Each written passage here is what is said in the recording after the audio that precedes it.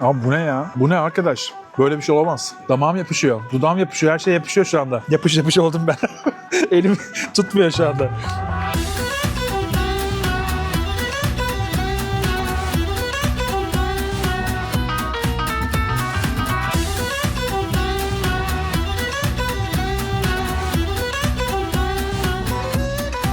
Burgerimi ilikli kemik suyuyla buluşturuyorum. Benim en sevdiğim ekmek tarzı bu işte. Ekmekleri her gün Nişantaşı'nda kendi şubelerinde yapıyorlar. Çocukken de böyle ağzıma yüzüme bulaştırırdım. Şimdi de bulaştırıyorum. Yapacak bir şey yok. Şu an Türkiye'de premium burger yemek istiyorsanız bence buraya gelmeniz gerekiyor. Ama şu ekmek benim iştahımı kabartıyor. Dünya üzerinde böyle bir şey görmedim açıkçası. Burnuma bulaştırdım.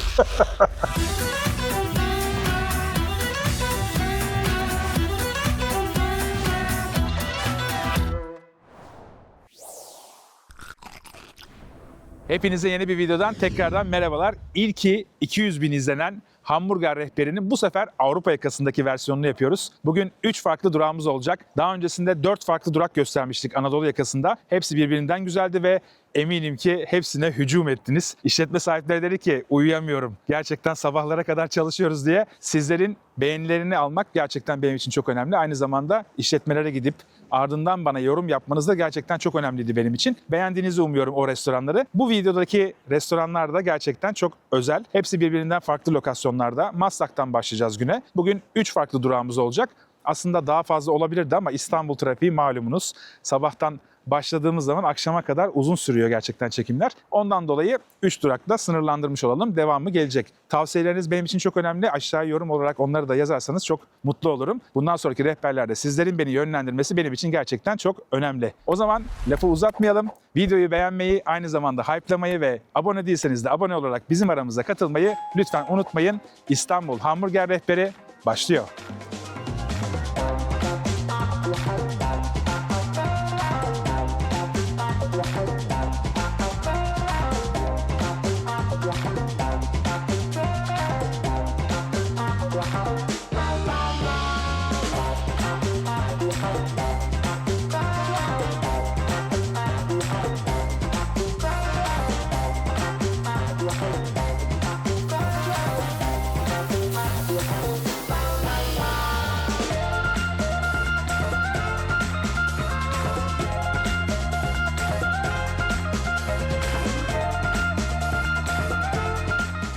İlk durağımız olan Gabriel's Burger'e geldik. Maslak 1453'ün içinde yer alıyor burası. 7 ay önce açılmışlar. Menülerinde 6 farklı smash burger var, 3 farklı da tavuk burger var. Bir tane de sosisli yapıyorlar. Normalde menü olarak değil ama hamburgerin yanında patatesi ikram olarak geliyor. Zaten içinde dahil olarak geliyor menüde. Ben ekstra olarak tatlı patatesi gördüğüm için normal patatesi tatlı patatesle değiştirdim. Bizim bugün deneyeceğimiz hamburger Gabriel's Burger olarak geçiyor. Buranın imza lezzetlerinden biri. Aynı zamanda teriyaki soslu bir tenders'ları var. Bunu da böyle farklı tavuk ürünleri yapıyorlar. Bunu menüye yeni ekliyorlar. Ondan dolayı denemek istedim. 2 tane sosumuz var. Trüflü mayonez ve aynı zamanda tiger sos. Ve tabii ki bir de ayranım var, özel eser. Ben şimdi hamburgerden başlamak istiyorum izniniz olursa. Bir kere malzemeler görüntü itibariyle böyle dolu dolu. Baksana, inanılmaz gözüküyor. Ekmek üstü böyle yumuşacık olmuş. Benim en sevdiğim ekmek tarzı bu işte. Smash burgerde özellikle böyle olması lazım. Hatta normal burgerde de böyle olması lazım bence. Turşu çok güzel geliyor. Köfteyle beraber çok uyumlu. Köfte bütün smashlerde 120 gram. Normalde biliyorsunuz böyle 50 gramlık koyuyorlar. 2 tane köfte 100 gram koyuyorlar. Burada 120 gram köftesi. Bir tane de dana antrikot fümesi var. Yani protein bakımından gayet doyurucu gözüküyor. Peyniri de çok güzelmiş. Ben bir daha ısırık alayım. Göbek marulu var, turşusu var. Gabriel's sos var. Böyle bayağı bulandıra bulandıra ağzıma yiyorum. Hamburgerin köftesini dana döş ve dana kaburgadan hazırlıyorlar. %15'te %20 yağlılık oranına sahip. Yani fena sayılmaz. Yağ oranı gayet güzel. Ve dana antrikot füme koydukları için de protein miktarı yüksek geliyor gerçekten. Sos bol geliyor. Gabriel's burger sosunu ben beğendim. Şu patatese de bakmak istiyorum ben. Hep hamburger değerlendirmeyelim. Tatlı patates çok güzel. Tabii sosları da çok güzel. Bu normal masaya bıraktıkları soslar ücretsiz ama ekstra olarak sos isterseniz kendi yaptıkları birkaç tane sos var. Onlardan 2 tanesi burada. Trüflü mayonez. Bunu aynı zamanda trüflü bir burgerleri var. Onda da kullanıyorlar. Ve tiger sos. Onu da tavukla beraber kullanabiliyorlar. Birazcık daha böyle acılı. Güzel. Tenders'a geçmeden önce buranın hikayesinden de birazcık bahsedeyim. Murat Bey normalde tekstil sektöründe ama Amerika'da okurken özellikle orada birçok restoranda çalışmış. Pizzacıda çalışmış, hamburgercide çalışmış. Dolayısıyla Amerika'da en iyi burgeri, en iyi tavuğu, en iyi patatesi gördüğü için orada gerçekten bu işi öğrenmiş diyebilirim ben size. İstanbul'da da arkadaşlarına evde hamburger yaparken bir laf arasında konu açılıyor ve tabii ki niye biz bunu ticari hale getirmiyoruz diye düşünüyorlar. Şu anda 7 aydır bu işletme açık. Aynı zamanda bir tane Kurtköy'e de şube açmak üzerelermiş. Gayet güzel. Menüde az ürün ve öz lezzet olduğunu düşünüyorum. Bu civarda özellikle 1453 içinde beyaz yakalı çok fazla çalışan var. Onlar da burayı öğlenleri tercih ediyorlar. Şimdi Chicken Tenders'a geçelim. Bugün 3 farklı burgerci gezeceğim için tadına bakarak gidiyorum yani. Hepsini bitirmeyeceğim ama bu teriyaki soslu tavuk da gayet güzel gözüküyor. Hatta muazzam gözüküyor. Tabii ki teriyakiden dolayı birazcık tuzlu ama böyle parmakları bulaştıra bulaştıra yenilebilecek güzel bir et. Ben bir daha hamburgerin tadına bakmak istiyorum. Birazcık beklettim ama yani ekmek o kadar güzel ki görüyorsunuz değil mi? Sadece hamburgeri tutmaya yarıyor. Benim en sevdiğim tarz bu işte. Yani normalde hamburgerde tutmaya yaramalı. Geri kalan her şey köfteye ve sosa kalıyor bence. En önemli şey bence onlar. Köftesi yağlı olması lazım bence hamburgerde. Ekmekte de patates püresi kullanılmış yapılırken. Dolayısıyla yarı brioche, aynı zamanda patates bazlı. Çok güzel bir ekmek ve hamburger köftesi uyumu var.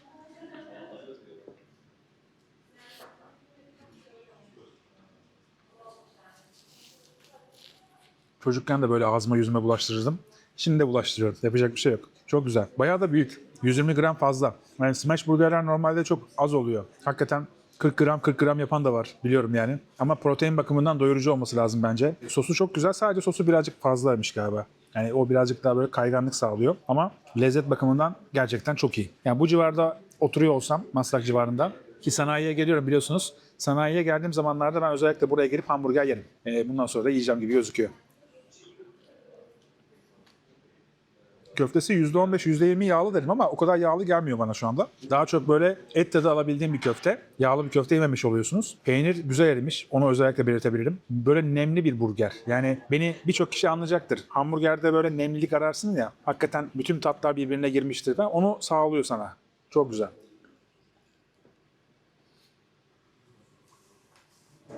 Ben birazcık elimi yüzümü temizliyorum. Adisyon da söylüyorum. Burnuma bulaştırdım.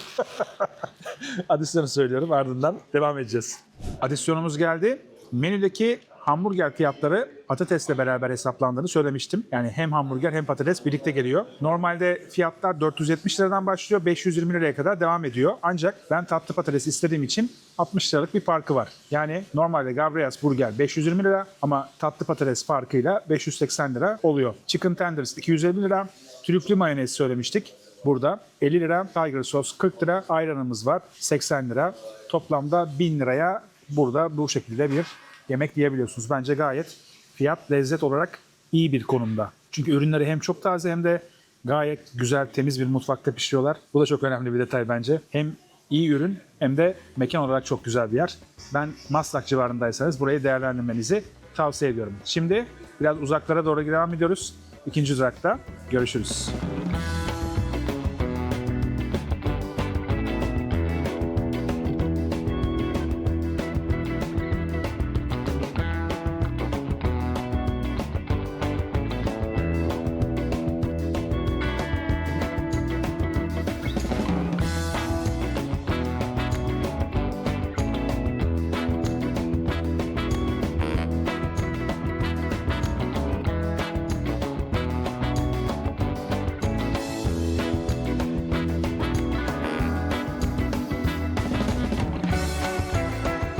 İkinci durağımızda Tersane İstanbul içindeki Aynen Burger'e geldik. Burası benim çok sevdiğim arkadaşlarımın dükkanı. Ama içindeki şef dokunuşları olağanüstü. Yani şu an Türkiye'de premium burger yemek istiyorsanız bence buraya gelmeniz gerekiyor. Önümde farklı lezzetler var. Ne olduğundan bahsedeceğim. Ama soğutmak istemiyorum. Bundan dolayı burgerle başlamak istiyorum. Buranın sahipleri Nappo'nun sahibi Özgür ve aynı zamanda Origami'nin sahibi yeme içme işlerinden bilirsiniz mutlaka Instagram'da takip ediyorsanız. Alican.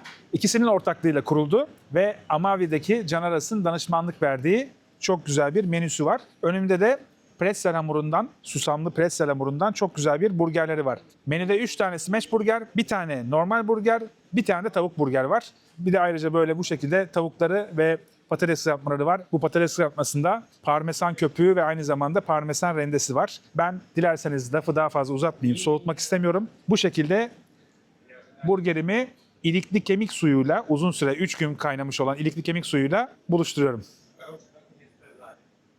Öf.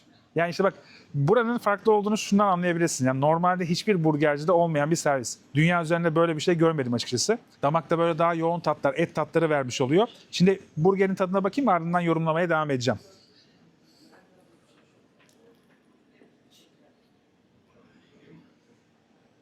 Bir kere köfte yağlı bir köfte. Hakikaten bu kadar beklemiyordum. Bir daha batırayım.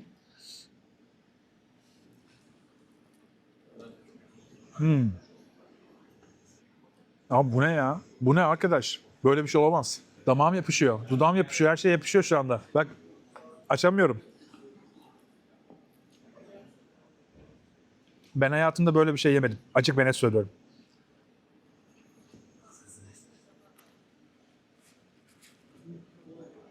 Bak, peçete yapışıyor, görüyor musun? O kadar kolajen var. Şimdi her yerim yapış yapış oldu. Çok güzel.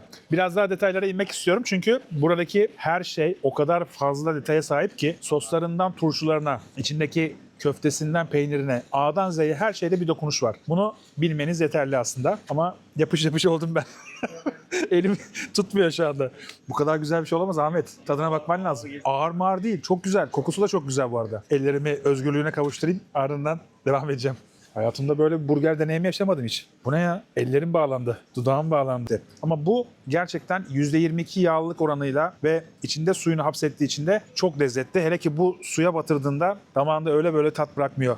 Pretzel ekmeği üzerinde susamlı şekilde. Ben bunu aslında bakarsanız genellikle böyle New York'taki örneklerinden Emily Loves Pizza diye bir yer var biliyorsunuz ki. Amerika'ya gittiğim zamanları orada denemiştim. Onun farklı bir formunda. Orada T şeklinde bir çizgi atıyorlardı. Biraz daha ekmek açılıyordu form olarak ama bu biraz daha derli toplu ve 160 gramlık bir köfte olduğu için de yemesi ve kavraması, tutması çok daha rahat oluyor açıkçası. Mesela sabahki yediğimiz smash burger birazcık daha sosu fazlaydı. Bunda sos ağırlıklı değil. Bunda biraz daha et ve ilikli kemik suyu. Tam damakta aslında et tadı almak istiyorsan senin mutlu olabileceğin tarzda bir hamburger. İçinde ayrıca Lyonnaise soğan ve aynı zamanda aile öğeli sos var. Bunlar hepsi tabii ki kendi yaptıkları güzel, bütünüyle burgeri tamamlayan detaylar. Önümüzde tavuk şeritleri var. Aslına bakarsanız Chicken Strips isminde yaklaşık 7 saat civarı brine ediliyor.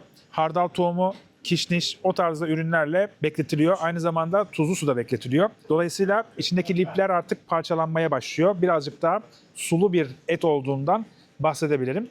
Hemen ardından tempura karışımıyla kaplanıyor. Ardından kuru karışım yapılıyor ve çift kaplamayla beraber kızartma işlemi gerçekleşiyor. Yanında da bir sosu var. Bu sosta da çok fazla detay var ama temel bazda Arnavut biberiyle Kewpie mayonezi, kendi yaptıkları Kewpie mayonezi birleştirip ortaya çok güzel bir şekilde sosu çıkartmış oluyorlar. En üstünde de bir tatlı biber reçeli var. Onlarla beraber şimdi burada tadına bakalım. Ben tavuk seviyorum bu arada. Yani ve burgercilerde iyi tavuklar oluyor ama bunun görüntüsü bayağı iyi. Bayağı iyi.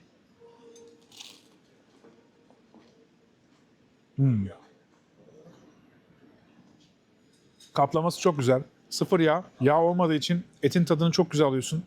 Acı sos bu arada güzelmiş. Arnavut biberi. Acıdır ha gerçekten.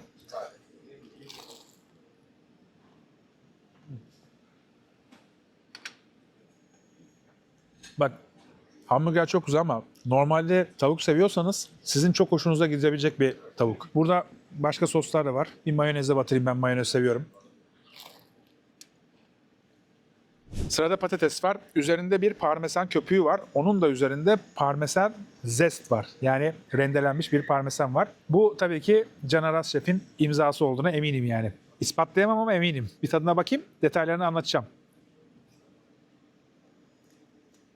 Abi bir kere krema enteresan.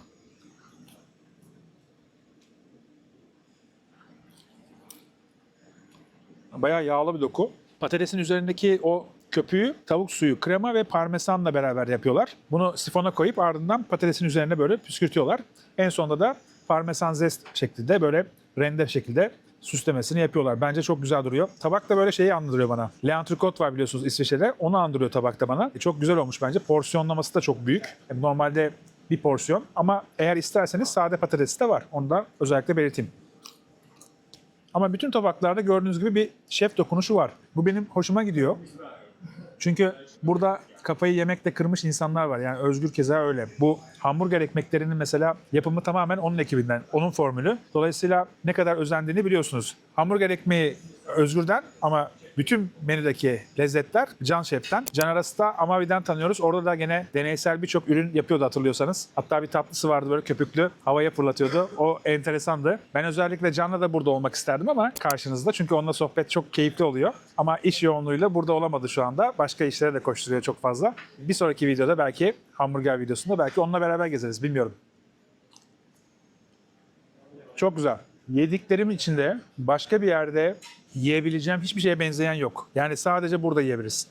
Bu hamburgeri burada yersin. Başka bir yerde bulamazsın. Bu tavuğu burada yersin. Çünkü kaplaması bile farklı. Patates, parmesan köpüğü kimsenin yaptığını düşünmüyorum. Ama hakikaten ince bir dokunuş. Ben çok beğendim. Menüde ayrıca smash burgerler de var. Ahmet sen smash burger yersin herhalde. Hem de çok güzel. Tamam. Bir de smash burger gösterelim mi? Hayır, ben de yiyeyim ya. Ben de bir tane smash yiyeyim. Hadi ya. Şaşırdın mı? Merak ediyorum ha bu kadar yani böyle bir burger yedim. Şimdi bir de ezilmiş bir burger yiyeyim. Smash burgerimiz geldi. Önümde trüflü smash burger var. Görüntü itibariyle çok güzel. Şu ekmeği ne kadar bulutsu olduğunu görüyorsunuzdur. Bu ekmek patates brioche bun olarak geçiyor. Yumuşacık. Hamburgerde bence olması gereken ekmek bu. Çünkü bununla beraber tuttuğunuz zaman ürünün önüne geçmiyor ekmek. Ama diğerleri böyle kalın kalın ekmekler olduğu zaman etin tadını mı alacağım yoksa hamburgerin ekmeğinin mi tadını alacağım şaşırıyor. Şimdi temel bazda normalde birçok smash burgercide bu kadar fazla gramajda bir burger vermezler. 70-72 tane köfte var. Proteini yüksek yani. 140 gramlık güzel bir burger. İçinde gördüğünüz gibi trüflü mayonez var. İçinde çok azıcık soya var onun. Orman meyveleri reçeli var ve dereotlu salatalık turşusu var. Birazcık da şöyle göstermek gerekirse dışarıda birçok yerde olmayacak güzellikte güzel bir hamburger. Ben de şimdi bu güzelliğin tadına bakacağım. Bak ekmeği görüyorsun değil mi? Bak hemen ezildi, büzüldü. Form bu olması lazım.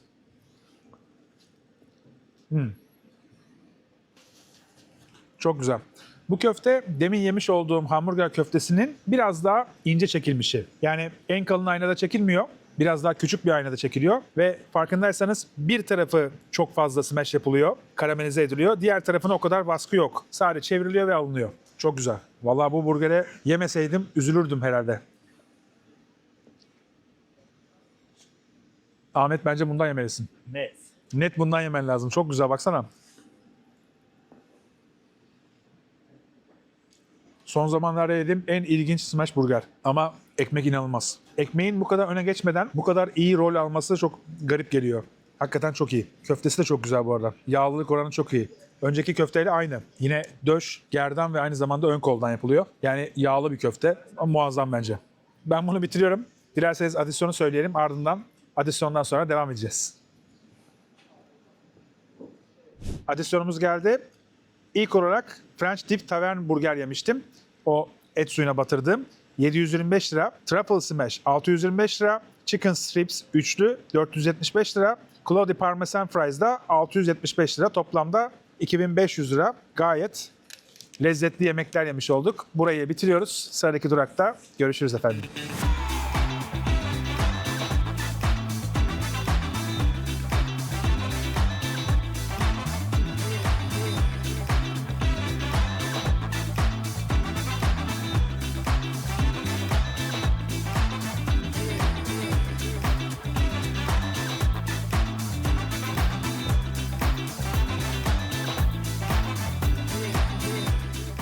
Hamburger rehberinin son durağında Göktürk'teki Bonnie'ye geldik.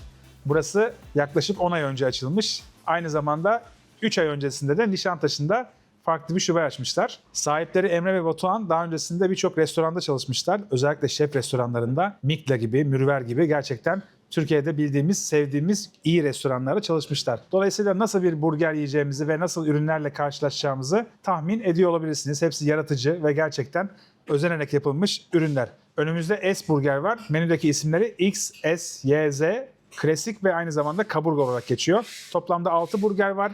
Smash burger yok. Öncelikle onu söyleyeyim. Çocukluğumuzda alıştığımız gerçek burger, ezilmeyen burgerdir efendim. Şimdi S-Burger'le konuya giriş yapıyorum. Bir şöyle öncelikle hamburger ekmeğini bir dikkat çekeyim. Bulutumsu, hatta az önce yediğimiz, aynen burgerde yediğimiz bulutumsudan belki biraz daha fazla bulutlu. Daha da böyle dokunduğum anda geri açılıyor anında. Ekmekleri her gün Nişantaşı'nda kendi şubelerinde yapıyorlar. Ardından diğer şubeye, yani Göktürk şubesine de geliyor. S-Burger'in içinde 120 gram dana köfte var. Kaburga ve aynı zamanda döş kısmı yer alıyor. 4,5 hanede çekiyorlar. Tuz ve karabiber ekleniyor sadece. Bence ideal formülasyonlardan bir tanesi. Yağlılık oranı gayet iyi köftenin. Köfteyle beraber yanındaki soğan da ayrıca pişiyor plate üzerinde. Ardından hamburgeri birleştirirken onu da eklemiş oluyorlar. Şeftalili aioli var. Aioli sosu ben çok seviyorum. Şeftalili olması da gayet güzel, enteresan olacak diye düşünüyorum. Fümeci'nin dana bacon crispy'si var. Bu da böyle birazcık daha böyle çıtırlaşmış, gayet güzel. Protein miktarını da arttıran iyi bir ürün. Aynı bacon'ı parçalıyorlar, glaze sos yapıyorlar. Onu da hamburgerin umamisini arttırmak için içinde kullanıyorlar. Güzel bir peyniri var gördüğüm kadarıyla. O da erimiş, bizi bekliyor. Hadi o zaman bekletmeyelim onu. Şimdi normalde diğer burgerlere göre daha doyurucu gözüken bir burger var önümüzde. Ama şu ekmek benim hakikaten iştahımı kabartıyor. Yani ben böyle sabaha kadar bulutlu ekmeklerde hamburger yerim. Gerçekten çok güzel gözüküyor. Görüntü güzel, tadına da bakalım.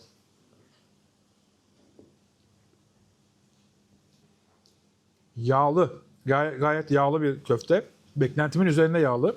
Ama hamburger ekmeği o kadar güzel dengeliyor ki soğan tadı çok güzel geliyor, köz köz. Bacon da çok güzel geliyor. O da böyle kıtırlık katıyor. Her çiğnemede farklı tat alıyorsun. O yönden güzel. Yani hepsini teker teker hissediyorsun damakta.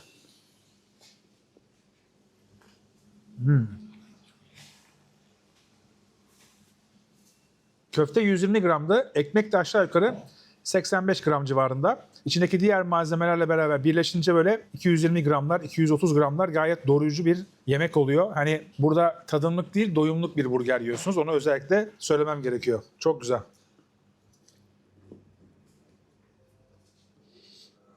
Bu ekmeğin tarifini oluştururken çok uğraşmışlar gerçekten. Hakikaten bu formda bir ekmek yapmak kolay değil. Tazelik çok önemli. Yani sabah yapılıp akşamına servis edilmesi lazım en geç. O yüzden günlük belli adetlerde yapıyorlar. Ekmeğin hamuru 12 saat artı 4'te dinlendiriliyor. Fermentasyon bu şekilde oluyor. Ardından pişiriliyor. Dolayısıyla her bir ekmek için gerçekten yoğun çaba sarf ediyorlar. Şöyle koparayım bir. Tat olarak böyle biraz daha böyle eski çocukluğumuzdaki açmalar vardır ya, ona benziyor biraz. Anlatabiliyorum herhalde değil mi? Tam böyle tarifini. Biraz daha pişkin bir açma hamuru gibi dış kısmı ama içi öyle değil tabii ki. İçi birazcık daha pofuduk. Çok güzel. Şimdi ortaya geldim hamburgerde. Normalde her masaya oturana amusmuş ve turşu geliyor. Hamburgerin ortasına geldiğinizde yağlılık fazla olduğu için turşuyla bir damağı temizlemenizi istiyorlar.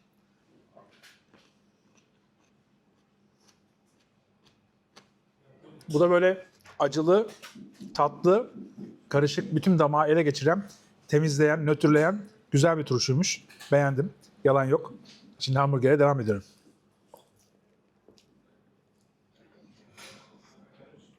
Ha, şu yağlılığı gösterebiliyorum değil mi? Görüyorsunuz. Parlıyordur. Çok güzel. Bu az önce söylemeyi unuttuğum pirinç krekeri. Üzerinde köpi mayonez var ve aynı zamanda frank soğanı var. Bunun da tadına bakayım. Çok güzel. Bunu da kendileri kızartıyorlarmış. O da farklı bir ikram şekli bence. Çok güzel olmuş bence. Hoş. Önümde 2 tane daha farklı tabak var biliyorsunuz ki. Hamburgeri biraz kenara bırakıyorum. Biraz da onlarla ilgileneceğim çünkü. Chimichurri soslu mısır kaburga ve aynı zamanda trüflü parmesanlı bir patates. Bildiğimiz Mekken patates ama çok güzel kızartılmış. Herhangi bir yağ çekmemiş. Üzerine de trüflü parmesan ekleniyor. Ardından bu şekilde servis ediliyor.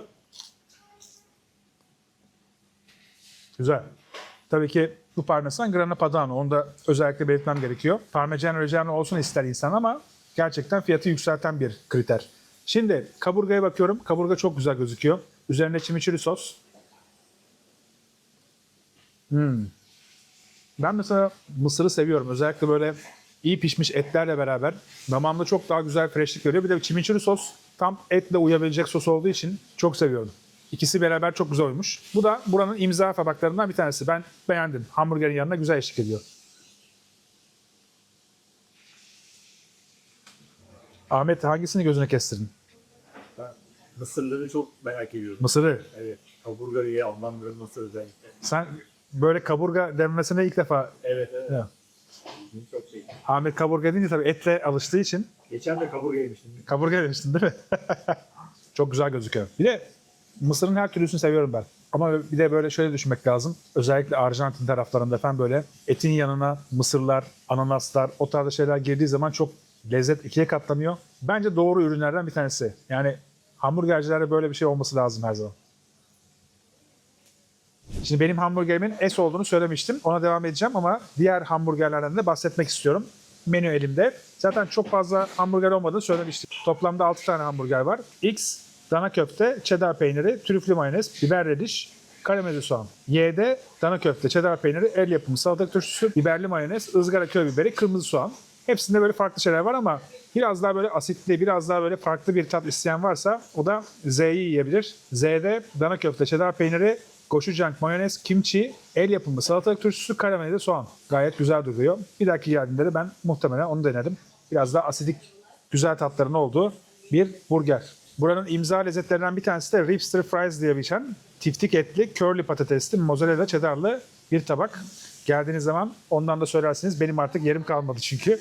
Ben artık bu kadarıyla yeterli olur diye düşünüyorum. Bugün kaç burger yedik? 4 tane falan yedik galiba. Ha? İyi yedik yani. 4 burgercide, daha doğrusu 3 burgercide 4 burger. Bence gayet iyi bir skor. Bu burgerle de günü noktalıyoruz. Ben adisyonu söylüyorum. Ardından burada buluşalım. Fiyatları söyledikten sonra kapanış yapacağız. Adisyonumuz geldi. S-Burger 545 lira, trüflü parmesan 325 lira, kaburga mısırımız da 315 lira. Toplamda 1185 lira. Bence fiyat performans olarak iyi burgerlerden bir tanesi. 120 gram et olduğunda özellikle içinde belirtmem gerekiyor. Evet, bir videonun daha sonuna geldik. Bugün hamburger rehberi yaptık sizlere. Avrupa yakasındaydık. 3 farklı durakta, farklı lezzette hamburgerler gösterdik. 4 tane burger gösterdik. Her mekanda birer tane yiyecektim ama olmadı. Yapacak bir şey yok.